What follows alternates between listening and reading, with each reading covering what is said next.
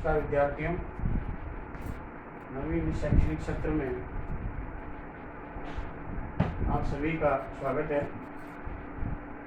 आज जो है हम इस सत्र की प्रथम ऑनलाइन व्याख्यान का प्रारंभ कर रहे हैं और आज का जो पेपर है वो बैंकिंग एंड फाइनेंशियल सिस्टम है। उसका जो प्रथम टॉपिक है मनी के बारे में आज हम चर्चा करेंगे और उसमें हम मनी के मीनिंग और डेफिनेशंस पर आज विस्तार से चर्चा करेंगे।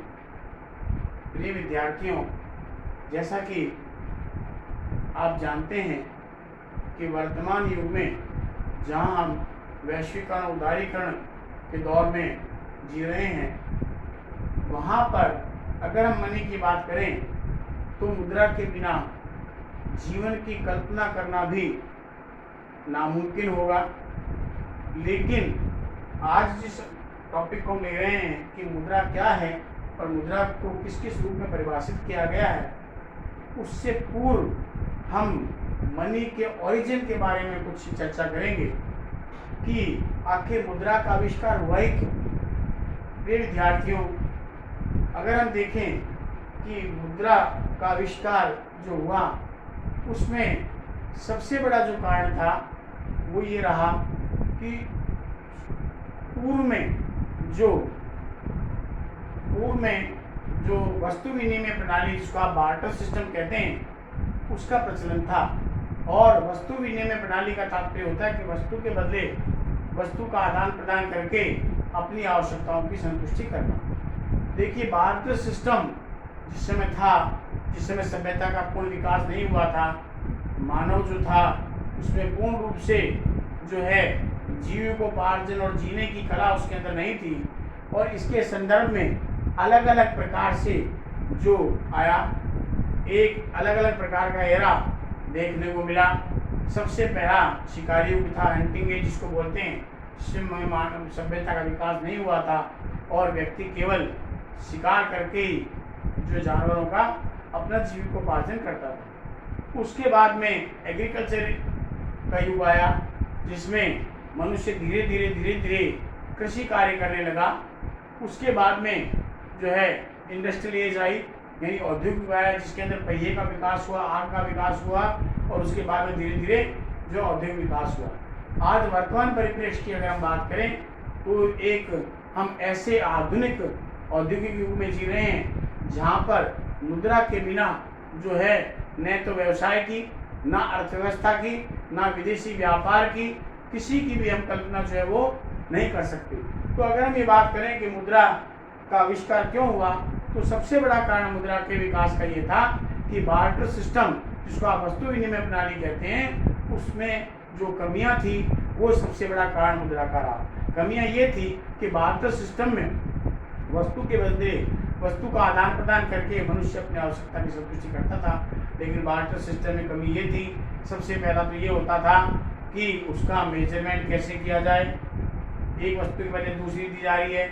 Number 2, combination between the two person, एक व्यक्ति को वस्तु को देना है, दूसरे व्यक्ति को वस्तु को लेना है, इस व्यक्ति को ढूंढना, ये बहुत बड़ा प्रॉब्लम थी।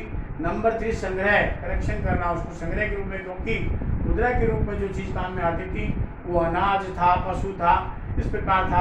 फिर उसकी ट्रांसफरेबिलिटी की समस्या थी, यानी जो भी मुद्रा के रूप में गेहूं, चावल, अनाज जो भी इकट्ठा किया गया उसको एक स्थान से दूसरे स्थान पर ले जाने संबंधी समस्याएं थी। इसके कारण से बार्टर सिस्टम में जो है ना तो कोई विनिमय का माध्यम था, ना कोई मूल्य का मापक था, हस्तांतरण की समस्याएं थी, संचय की समस्याएं थी, और उसको अब एक मापन क्या दिया जाए, मेजर ऑफ वैल्यू, यानी उसका मूल्य का मापक क्या हो, ये समस्याएं बार्टर सिस्टम में आई। और उन्हीं समस्याओं को दूर करने के लिए मुद्रा का जो विकास हुआ, मुद्रा का विकास भी अलग अलग एज के कारण से अलग अलग हुआ। प्रारंभ में पशुओं की खाल, पशुओं के दांत, इस प्रकार की जो ये चीज़ हुआ करती थी, यही मुद्रा के रूप में मानी जाती थी। उसके बाद धीरे धीरे हथियार है, नुकीले पदार्थ हैं, नुकीली जो वस्तुएं हैं, उनको जो है मुद्रा के रूप में माने जाने लगा। उसके बाद में गृहिणी के या महिलाओं के जो ऑर्नामेंट वगैरह होता है उसको मुद्राओं के रूप में माने जाने लगा। उसके बाद में जब जो है रजवाड़ों वगैरह की सरकार आई, धीरे धीरे राजा महाराजाओं की विरासत काल आया, उसमें अलग अलग प्रकार के सिक्के सोने चांदी के वगैरह चलाए जाने लगे। और आज हम जो स्थिति देख रहे हैं वो एक वैधानिक मुद्रा के रूप में है और उसको पेपर मनी के रूप में हम कह सकते हैं। और पेपर मनी का भी बदलता हुआ रूप जो सामने हमारा आया है वो प्लास्टिक मनी के रूप में आया। वी नॉट नीड टू जो है द मनी, हमें मुद्रा रखने की आवश्यकता नहीं है। आज हमारे पास में ATM card, debit card, credit card है, उसके माध्यम से भी हम जो है वस्तुओं और सेवाओं का आदान प्रदान कर सकते हैं या मनुष्य अपनी आवश्यकताओं की संतुष्टि कर सकता है। अगर हम मुद्रा की बात करें तो मुद्रा जो लेटिन वर्ड है, लेटिन भाषा का मोनेटा, उससे प्रारंभ हुआ है। और यहाँ रोम की एक देवी हुआ करती थी जिसका नाम जूनो मोनेटा हुआ करता था और जूनो मोनेटा को धन की देवी माना गया है। और उसी रूप में लेकर के कहा गया कि मनी का वर्जन करके जो मोनेटा का नया वर्जन जो आया वो मनी के रूप में आया कि मुद्रा के रूप में धन को प्रदान करने वाली देवी है जो कि रोम की देवी मानी जाती थी। और मोनेटा शब्द से जो है उच्चारण होकर सुधार होकर के मनी के रूप में बना। अगर हम मॉडर्न एरा की बात करें, आधुनिक युग की बात करें, तो मुद्रा को जो माना जाता है कि मुद्रा वो है जो एक विनिमय का माध्यम के रूप में कार्य करे, यानी मीडियम ऑफ एक्सचेंज। देखिए वाटर सिस्टम में ये समस्या थी कि हम किस प्रकार से कितना आदान प्रदान करें, कितना दें कितना लें, उसके बारे में हम ये नहीं कर सकते थे। इसलिए दोनों के बीच में क्रय विक्रय करने के रूप में जो एक एजेंट के रूप में भूमिका जो निभाई जा रही है वो मनी के रूप में निभाई जाती है। नंबर 2 मेजर ऑफ वैल्यू, यानी मूल्य का मापन, उसका मेजर कैसे करें, ये बार्टर सिस्टम में प्रॉब्लम थी। तो मुद्रा का जब आविष्कार हुआ तो मॉडर्न एरा में जो है मुद्रा जो कार्य करती है वो विनिमय के माध्यम के रूप में कार्य करती है, मूल्य के मापन के रूप में कार्य करती है। नंबर 3 ऋणों के भुगतान के रूप में, जो भी आपने लोन लिया है किसी व्यक्ति से उसको एक सर्टेन पीरियड में आपको चुकाना पड़ता है, चाहे वो इंडिविजुअल पर्सन है, चाहे वो कंपनी है, चाहे वो पार्टनरशिप फर्म है, चाहे वो सरकार है, सबको चुकाना पड़ता है। ऐसी स्थिति में ऋणों का पुनर्भुगतान।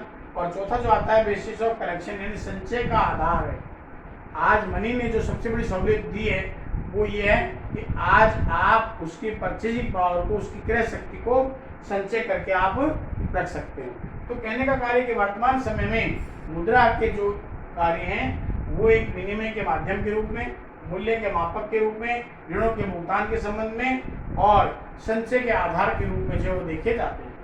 देखिए विद्यार्थियों की मुद्रा को अगर हम परिभाषित करें तो आज तक कोई भी मनी की एप्रोप्रिएट डेफिनेशन नहीं दी गई है।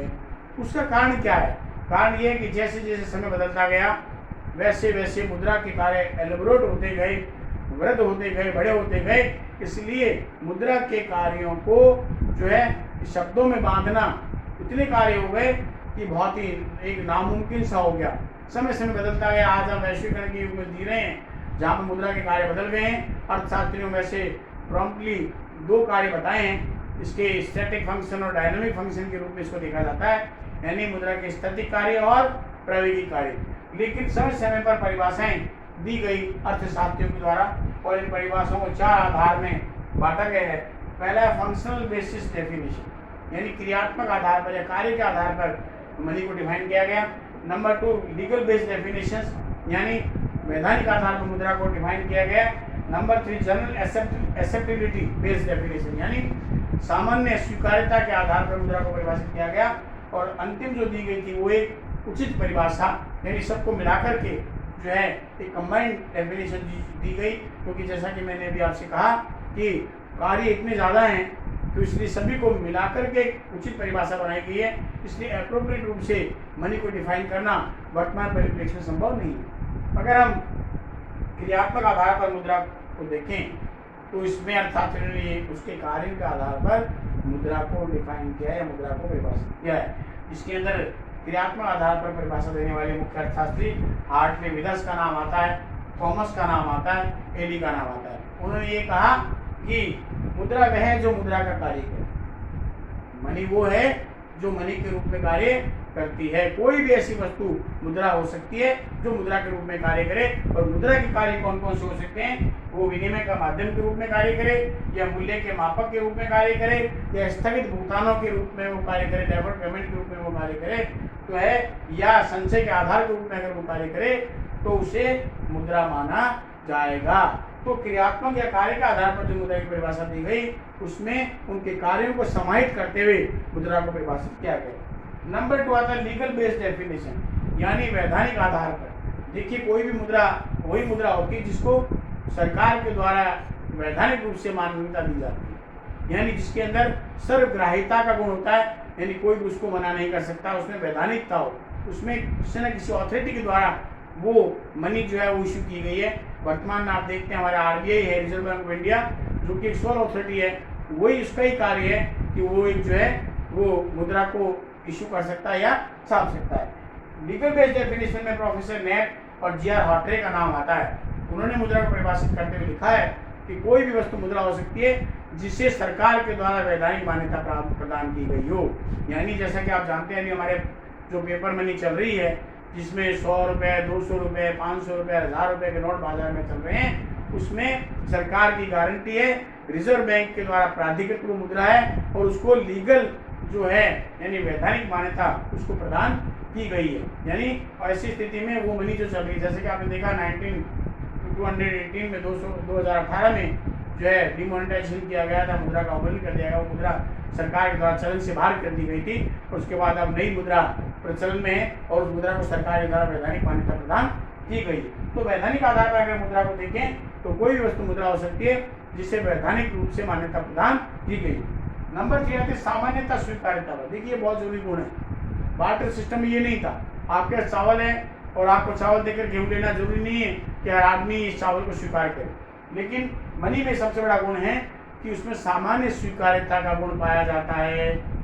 यानी मुद्रा वो होती है या कोई भी वस्तु मुद्रा हो सकती है जिसे सामान्य रूप से किसी भी व्यक्ति के द्वारा स्वीकार किया जाए। आज आप किसी व्यक्ति को अगर भुगतान कर रहे हैं 100 रुपये के उसमें गुणक में कर रहे हैं या 500 रुपये के गुणक में कर रहे हैं, 200 रुपये के गुणक में आप कर रहे हैं, वो लेने से मना नहीं कर सकता, क्योंकि वो करेंसी जो है वो सरकार के द्वारा किसी अथॉरिटी के द्वारा जारी की गई है। और सामान्य स्वीकार्यता के आधार पर जो परिभाषा दी गई वो सेलिगमैन और आर.पी. केंट 2 मुख्य अर्थशास्त्री माने जाते हैं, जिन्होंने जो है सामान्य आधार पर इसको परिभाषा को डिफाइन किया।